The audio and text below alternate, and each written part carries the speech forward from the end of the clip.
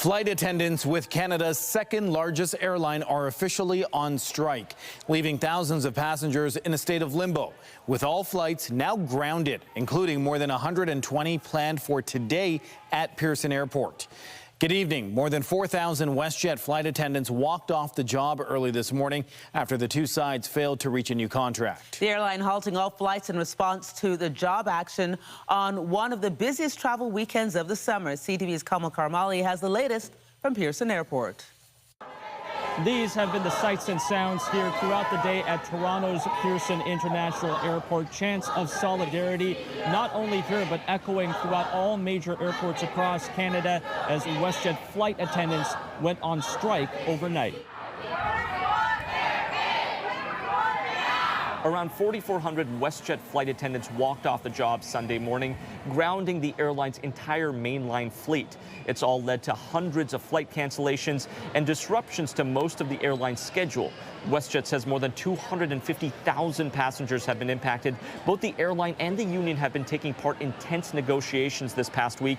At the heart of the dispute is how flight attendants are paid. The union says they're only paid once an aircraft starts moving, so they say they aren't paid while boarding passengers during pre-flight safety checks or while helping passengers stow their bags in the overhead bins. WestJet says its latest contract offer would change that, paying flight attendants for all duty hours, which the airline says is equivalent to about a 12% pay increase. The company is also offering a 13% wage increase plus 2.5% annual raises, along with more vacation time, higher per diems, better health benefits, and longer rest periods between flights. The union says that still doesn't go far enough. It argues the proposed pay for work before and after flights still isn't fair and hasn't said publicly what level of compensation its members would accept. We've had our priorities of unpaid work and getting a reasonable wage increase, but it's a comprehensive deal that we're looking to achieve, and that's something that our bargaining committee is evaluating at the table right now. Now both sides are waiting to see whether the federal government will step in. Last year, Air Canada flight attendants were ordered back to work the same day they went on strike. Now they're waiting to see whether history repeats itself. Kamal Karmali, CTV News, Toronto. It has been a wet and dreary long weekend Sunday out there. The city remains under a special weather statement this hour with possible rainfall amounts of up to 50 millimeters. The rainy conditions have had an impact on the many events and festivals taking place outdoors as many residents change their long weekend plans in an effort to stay dry. Let's go live to CTV's Mike Walker. He's been out in the elements all day speaking with people. Mike, how you hanging in there? Well, Raheem, it's been a pretty wet one, and not saying that would be an understatement. And for my cameraman Mark and I, the only way you could keep dry would be indoors earlier today, as that rainfall just a few short hours ago was intense, and that forced some events and attractions to either close or face delays. But many festivals, including the Taste of India here at Nathan Phillips Square, are still a go. The heavy rain keeping the crowds away from the ferry terminal this morning, prompting Centerville Amusement Park to close today, cutting the trip short for some who did venture across to the island. I was a little disappointed, yeah. We knew there was a chance it was going to rain, so it was just fun to take the ferry ride and look around. A special weather statement issued for the GTHA, with Environment Canada calling for as much as 50 millimeters of rain. Embedded in that kind of widespread rain are these thunderstorms. Now, they're not really severe thunderstorms, except the fact that they've got lots of moisture. That could lead to some flooding, intersections, pooling and ponding. The rainfall intense at times, forcing families and tourists to alter their plans to indoor attractions like the aquarium, where crowds lined up huddled under umbrellas. We came from Mexico City expecting great summer weather, and so we had to make switches to our plan, and we're headed indoors. The Blue Jays also canceling its outdoor programming for Junior Jay Sunday. Fans rushing to the gate say there is a silver lining with the Dome Stadium. At least there's a game, right?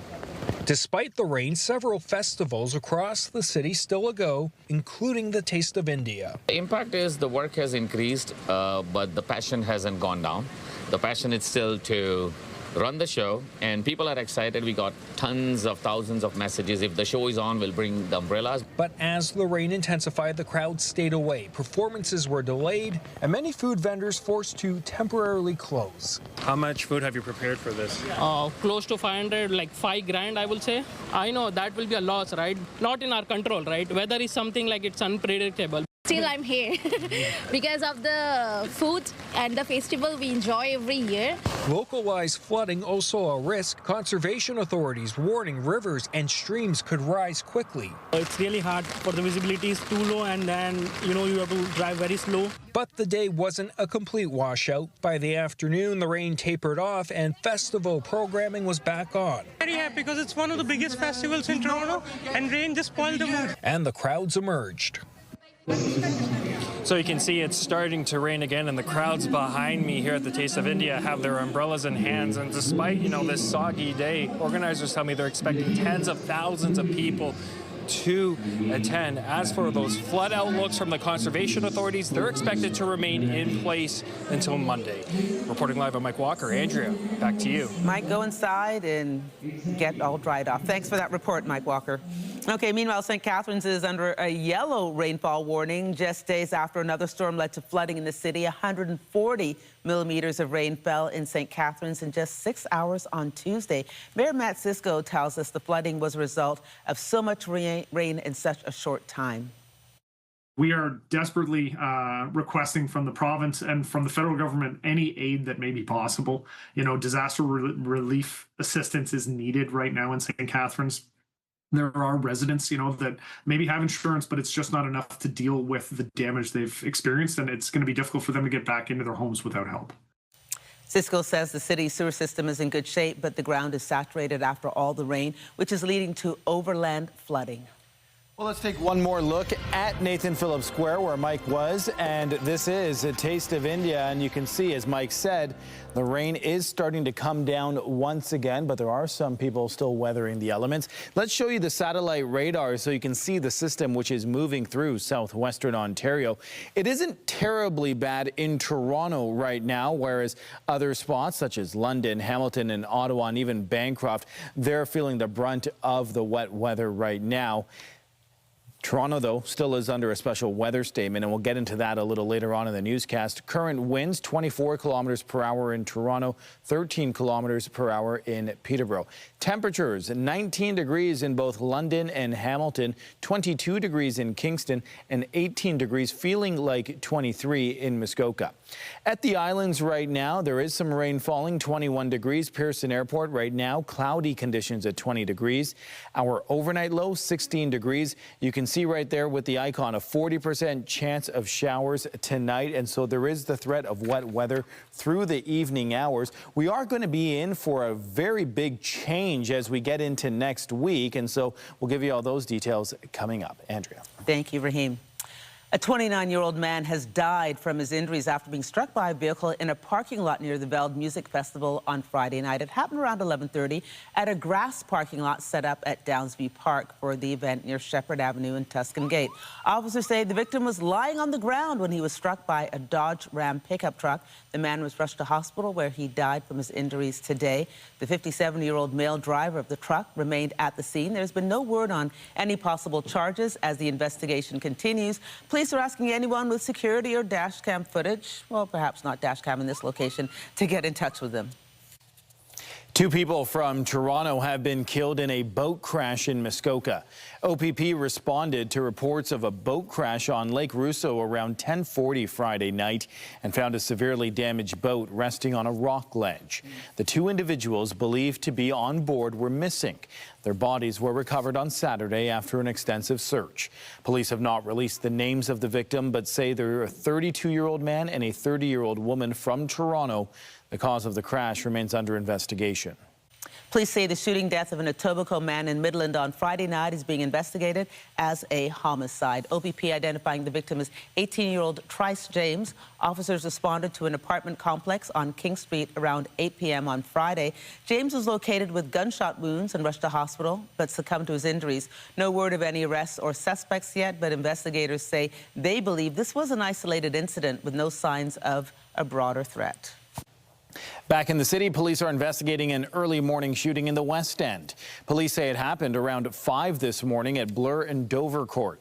They responded to reports of a shooting outside of a building. They found a man who was taken to hospital via emergency run, but he is expected to survive. There's no suspect description yet. A pedestrian is fighting for their life after being hit last night in Brampton. Police were called to the area of Beauvais Drive, east of the 410, before 9:30. A person crossing the area was struck and taken to hospital with life-threatening injuries. Police say the pedestrian was not walking in a designated crossing area. The pedestrian appears to be crossing in between the lights and not at a crosswalk, and the vehicle was traveling eastbound on Beauvais Drive from 410 when the collision occurred. It occurred in the laneway. The victim has been identified as an elderly man. There's no word if any charges are being laid. Peel officers are appealing for any witnesses to come forward. Peel police have identified a suspect wanted in a stabbing in Mississauga early yesterday morning. 34-year-old Gregory Darling of Brampton is wanted in the stabbing that happened near Dixie Road and Eglinton Avenue. Police could be seen investigating around a nightclub with police tape surrounding the business. The victim was seriously injured but is considered to be in stable condition.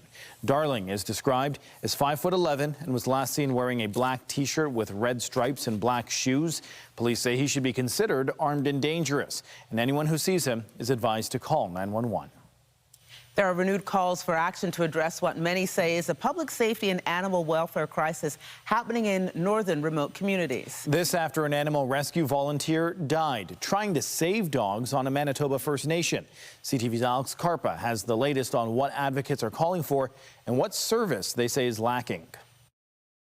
Amanda Nobis spent years rescuing and caring for animals in communities across Manitoba. She just was so hardworking and so passionate about rescue. But earlier this month, while rescuing a mother dog and her newborn puppies in Sandy Bay, Ojibwe First Nation, Cork says a routine rescue ended in tragedy. There must have been a feral, vicious dog who attacked her, and she passed away. An investigation by the Manitoba First Nations Police Service said the results of a post-mortem examination indicated her injuries were consistent with a dog attack. Advocates say her tragic death highlights major issues. Animal overpopulation and limited access to veterinary services is causing safety concerns in rural and remote communities. Manitoba Grand Chief Garrison Settee says this growing problem has not been adequately addressed. We're seeing a lot of things happening when it comes to the safety of our people. It has been happening a long time and it's never been adequately addressed, and it's costing the lives of people. So I think that it's time to act before anybody else gets hurt. Over a dozen animal groups in Manitoba are now calling for an immediate meeting with all levels of government and First Nations leaders to create long-term solutions. They say more investments into veterinary care, spay and neuter programs and other resources are needed to improve animal welfare and public safety. We tend to think of community health services as involving people only, and even there I would say we fall short. But the fact of the matter is that a community is only as healthy as all of its members, including its animal members. The province says it's committed to collaborating with animal advocacy groups moving forward. Advocates say immediate action is needed to prevent another tragedy like this from occurring. Alex Carpa, CTV News, Winnipeg. We have an update now on the wildfire situation in northern Ontario. The latest numbers from the Ministry of Natural Resources show there was one new blaze in the northeast region as of just over 24 hours ago. There were 45 active fires there. 3 of them are out of control. In the northwest region, there were 8 new blazes confirmed for a total of 130. 30 were not contained. An additional group of firefighters from Mexico has arrived and has been deployed. Meanwhile, in BC, there could be more wildfires in the coming days.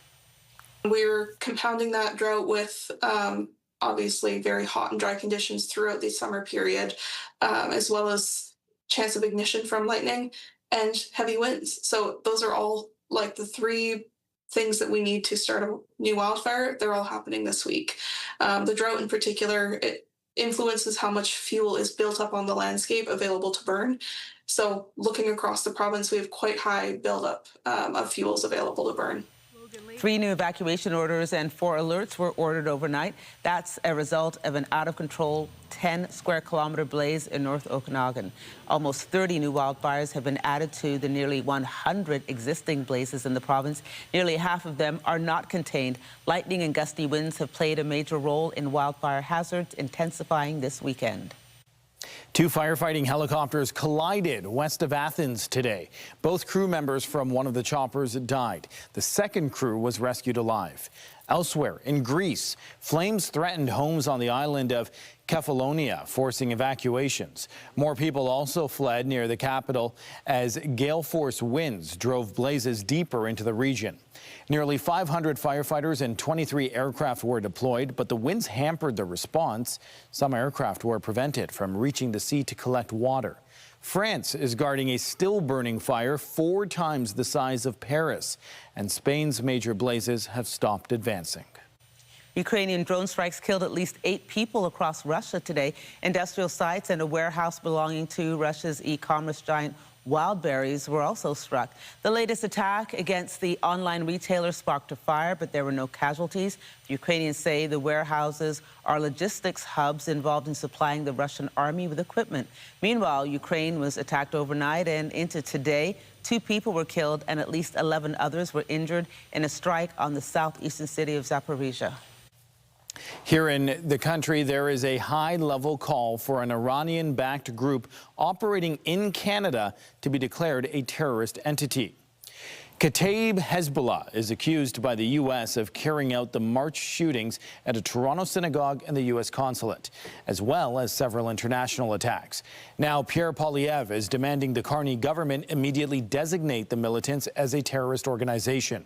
The Conservative leader says every Canadian deserves to be protected by banning terrorists that seek to cause us harm.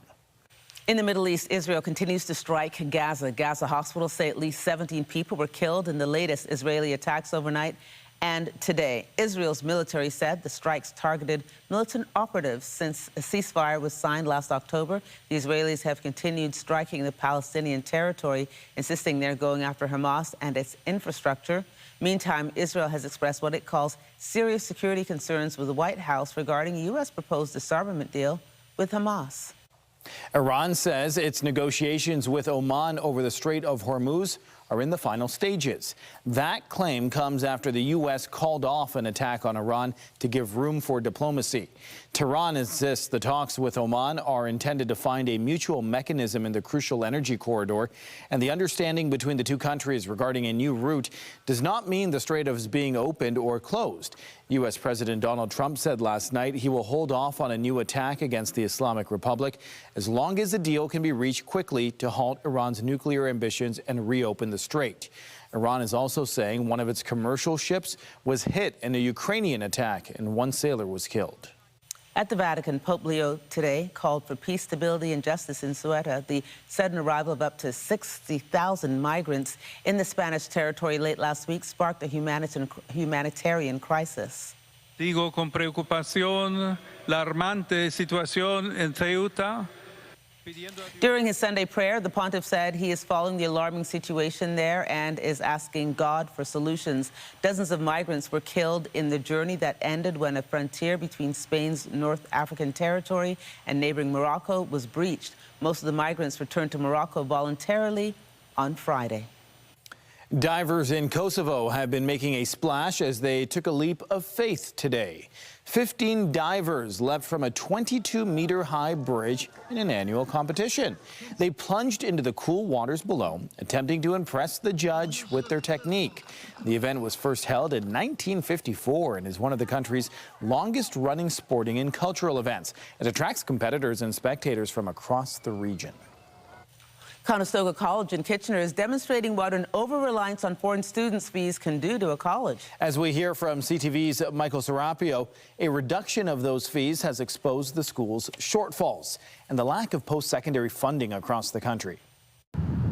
It's a story of academic boom and bust. Kitchener's Conestoga College now struggling with a $32.8 million deficit. They lean a lot on the international students. In fiscal 23-24, Conestoga posted a $252 million surplus, thanks mainly to international students who pay more.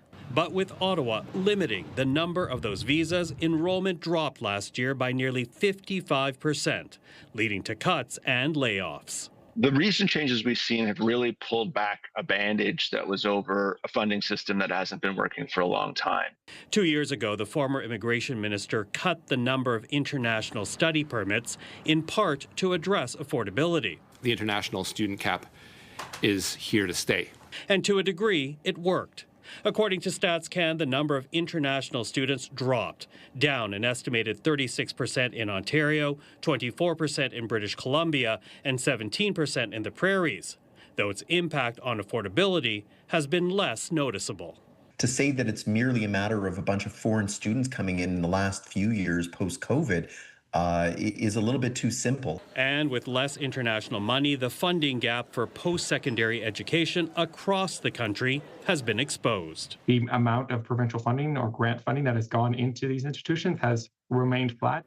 A reality that has an impact on Canadian students today and the economy later as international students turn to other countries for their education. And if we're going to survive Trump, we're going to need engineers and entrepreneurs to come here and help us build our electrical grid and pipelines and new businesses. We should also note in the case of Conestoga College, its budget shortfall has also led the provincial government to now take over the college.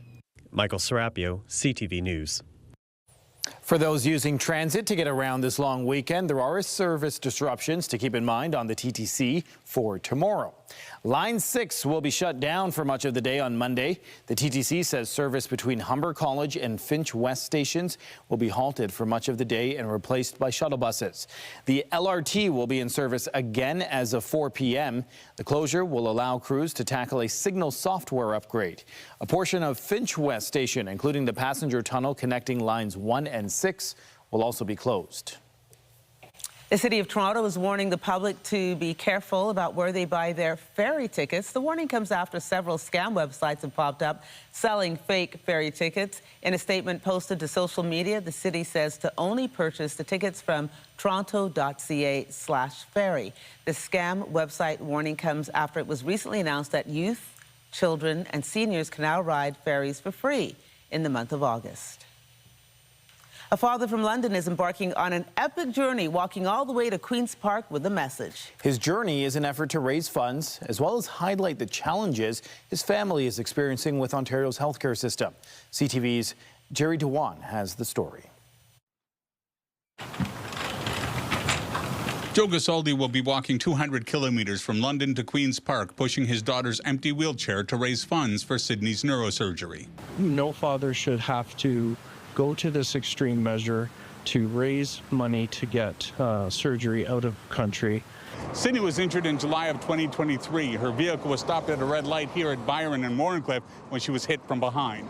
Then 24, she suffered a catastrophic neck injury, with her neck no longer being able to support her head. The damaged area continues to degenerate with growing impacts. Lately, I've started having dysphagia symptoms, trouble swallowing, I'm choking more on food and pills when I take my medications, and having fine motor control issues, losing feeling in some of my limbs sometimes. So just very scary symptoms. Sydney has had consultations with a New York neurosurgeon who is ready to do a procedure that would repair damaged vertebrae in her neck and protect her spinal cord. Joe and Kim Gasoldi say they were blindsided when OHIP refused funding for the $500,000 procedure. We thought that was a no-brainer. We thought that once we figured out what was wrong, that we would automatically be okay. The Gasoldi say they have met other families facing the same challenge. It's bigger than us, and right now, you know, we want to be the face of it, but we also want to bring awareness. So there's a lot of people that are suffering with this out there. Sydney says she's thankful for the efforts of her family and others, but doesn't think it should be necessary. I just feel very grateful to have parents that are willing to do this for me, but of course at the same time, I feel kind of mixed emotions because they shouldn't have to do this. The 6-week Miles for a Miracle walk starts on Tuesday. The first leg of Joe Gasaldi's walk will start at his home in South Central London and bring him here to Victoria Park. The walk will finish with a news conference at Queen's Park, with Sydney taking part. They'll be calling on the provincial government to review OHIP policies and appealing for transparency when it comes to how decisions are made. Jerry DeWan, CTV News. Coming up after the break, the parade may be over, but the party continues here in Toronto. Stay with us. When you see it happen, send it to CTV News. Text 10400 from your screen to ours. Text 10400. Welcome back. A huge celebration of Caribbean culture filled the streets of our city yesterday with the 59th annual Caribbean Carnival Grand Parade.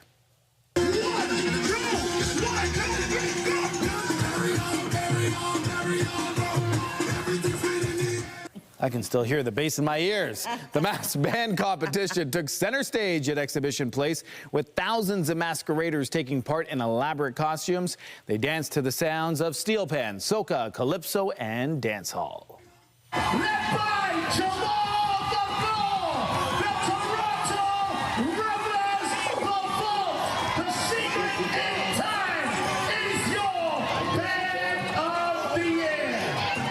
The hours-long competition was capped off with the announcement of the Band of the Year. In case you weren't quite clear there, the Toronto Revelers and their founder and band leader, Jamal McGlure, coming out on top in the 10 bands in the mass competition. This year marks the 20th anniversary for the Toronto Revelers, the Carnival's largest band. And while the Grand Parade has wrapped up for another year, the celebrations of Caribbean culture continue in our city. A group from the Cayman Islands has made the trip here to take part in musical celebrations, bringing steel pan players together through music, connection, and a shared Caribbean tradition. CTV's Carol Charles reports.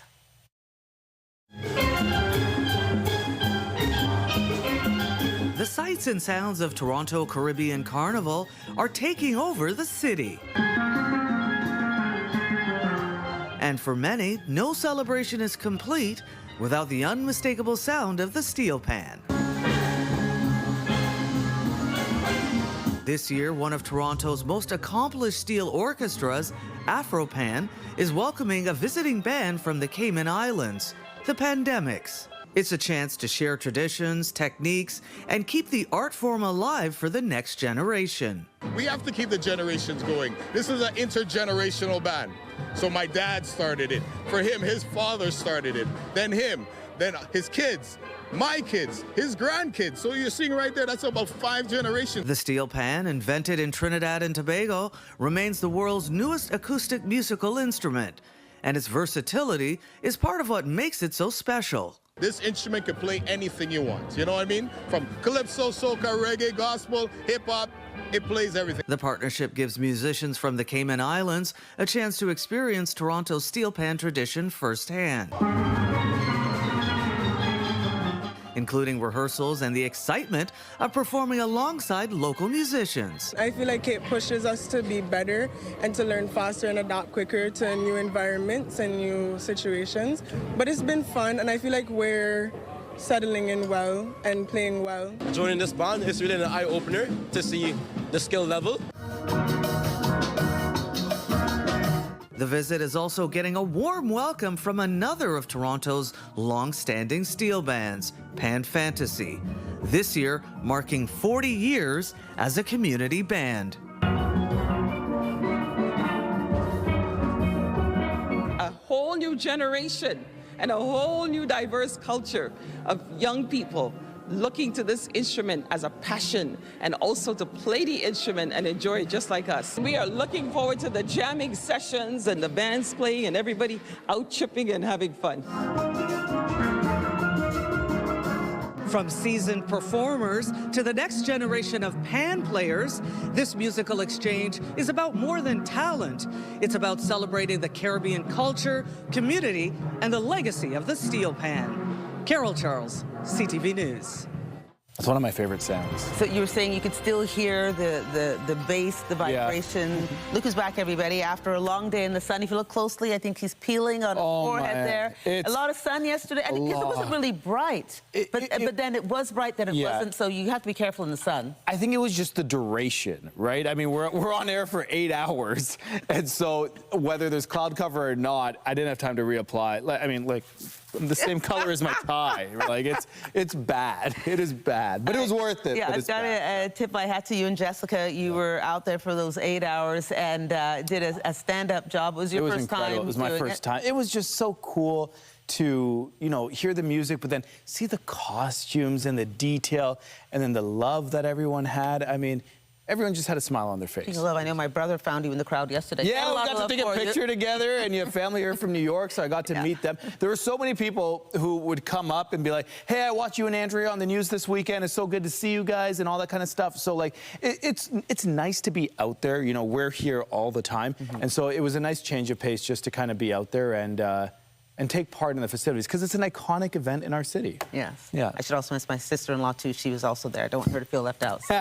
Whole family is mentioned now. I love it. All right, well, let's talk about the weather, because it has been drastically different compared to yesterday when we thought we were going to get some rain, but it held off. Today, though, a different story. A special weather statement issued for a number of areas, including Toronto, London, Hamilton, and Barrie. Local rainfall amounts possibly exceeding 50 millimeters of rain. If you've been outside, there's like a high probability that you got hit with a bout of that. A rainfall warning, meanwhile, for other areas: Niagara Falls, Peterborough, Bancroft, and Kingston.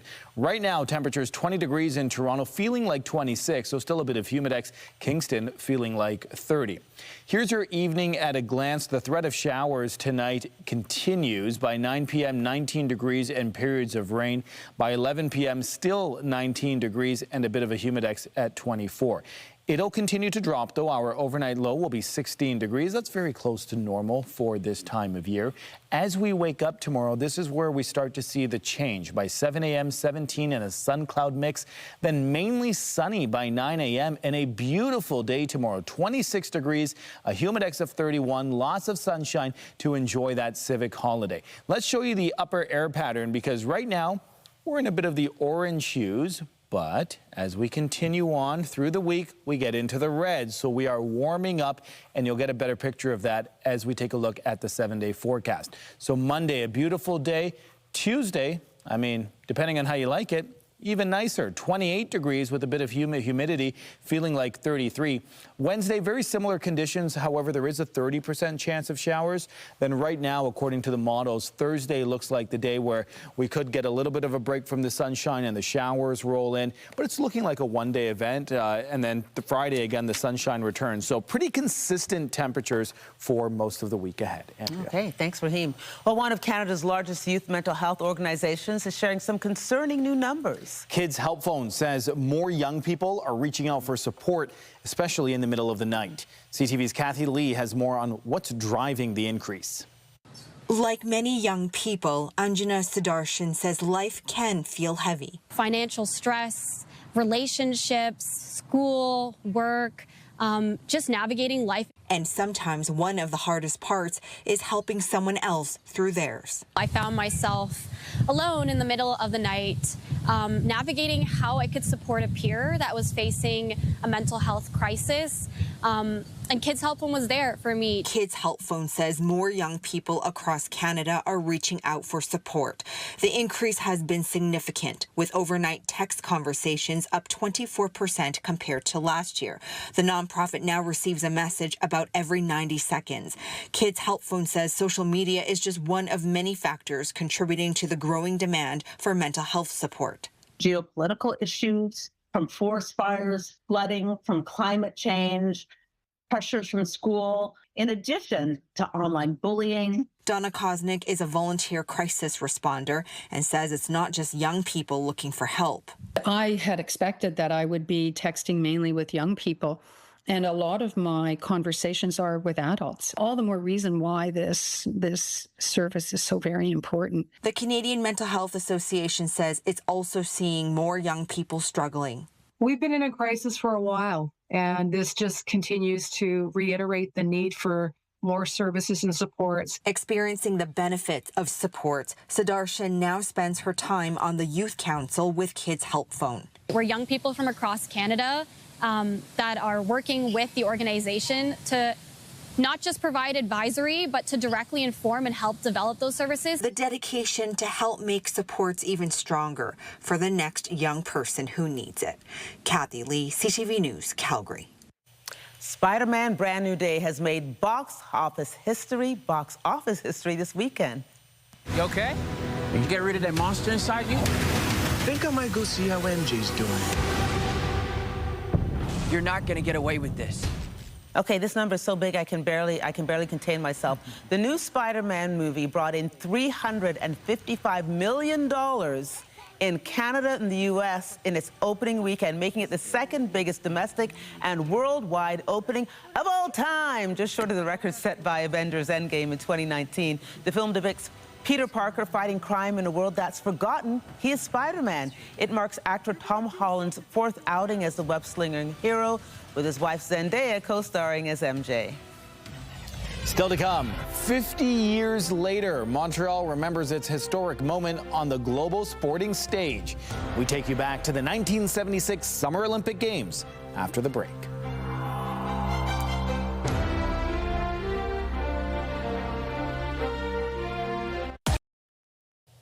The Toronto Blue Jays were looking for their fourth straight win with a sweep of the Cardinals this afternoon.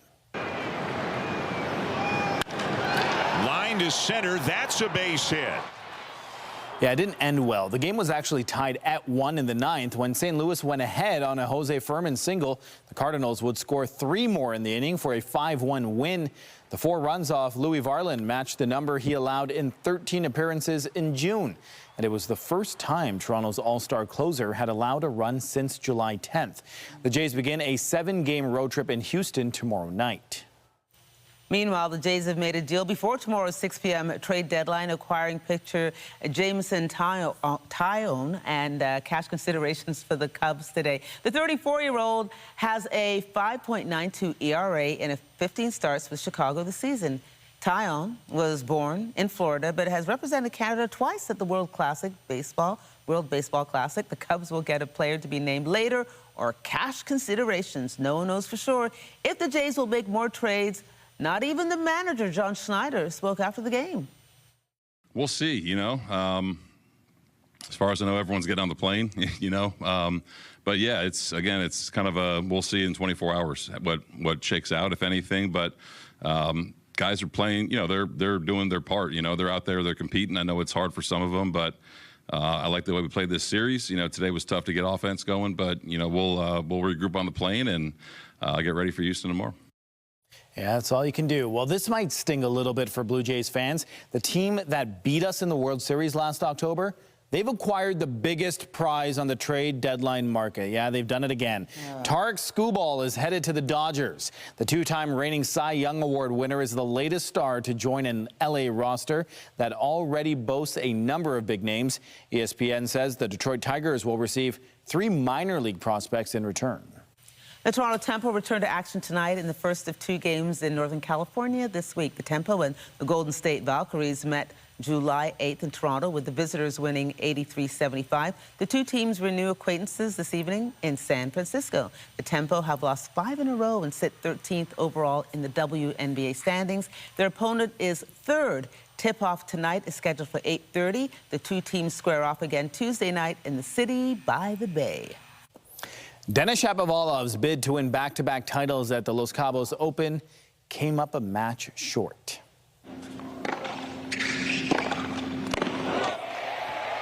The Richmond Hill star lost last night's final 6-3, 6-4 against Arthur Guilla of France. Chapo's opponent won 9 service games, while the Canadian recorded 6. It was his first loss in 9 matches at the sports complex in Mexico. Mississauga Biancu's Andrescu began her quest for another national title on home soil tonight. She's a wild card entry as the women's bracket in the National Bank Open gets underway in Toronto. Andrescu won the country's annual tennis showcase in 2019 At the age of 19, it was followed by her victory at the U.S. Open less than a month later. Today, the rain pushed a scheduled late morning start to the tournament at York University into the afternoon. Top-seeded Canadian Leylah Fernandez plays her first game on Wednesday. A new exhibit in Montreal is honoring the 1976 Olympic Games 50 years later. You weren't even born. It's looking back not just on the major sporting accomplishments, but the cultural impact of the event. CTV's Kelly Gregg gives us a tour. On les a laissés dans un mode photo reportage. Welcome to 1976. From the sporting events to the fashions. And yes, the 70s were in full swing. And even the souvenirs, like this Olympic hairdryer for the fan who has it all. When you look at the fashions and the artwork and the blurriness of the picture, it shows how long it's been. The McCord Museum's new exhibit is like a time capsule. And for the athletes who were there, it's a leap down memory lane. There were 72,000 people. When I was called for my jump, total silence. You could hear the raindrops. And when I went over, total explosion. And that's not something that happens every day in life, so it was very, very thrilling. Moments like Nadia Comaneci's perfect 10, which she got to relive. For members of Team Canada, it was an opportunity like no other to compete in front of the home crowd. And the tip of the Canadian flag caught the light of the open stadium, and this roar went up. I've never heard before, and it just gave me chills then and still gives me chills when I think about it. The exhibit explores how Montreal got the games and made it their own. It doesn't shy away from the struggles and showcases sport along with culture.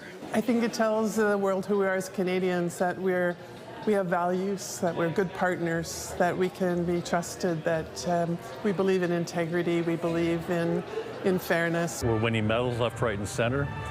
And a lot of it has to do with what happened here in Montreal in 1976. And to cap it off, a piece of modern Olympic history. This is the dress worn by Celine Dion to open the 2024 Games in Paris. A moment today's athletes will likely be talking about in half a century. It was amazing. The diamond, and apparently it was like handmade. It was beautiful, and her singing, it was like, it brought me back to like the games, and it made me like miss it so much. Which goes to show the power of the games, both today and 50 years ago. Kelly Gregg, CTV News.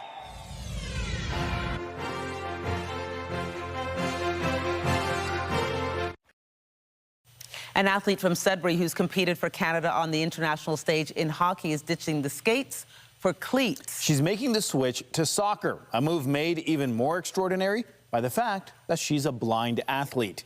CTV's Angela Gemmel has her story. Right post. Left post. Center. Amanda Provan's mother gives her audio cues as the two get in some practice on the pitch. The blind hockey player is trying a new sport. Blind soccer has given me a kind of a new aspect on teamwork, where you're seriously relying on your other teammates and your coaches because you don't have any use of any vision that you may have. Legally blind since birth, Provan has just 3% vision, but that hasn't stopped her. She's been playing hockey since the age of 12 and was the first woman to play on the Canadian national blind hockey team.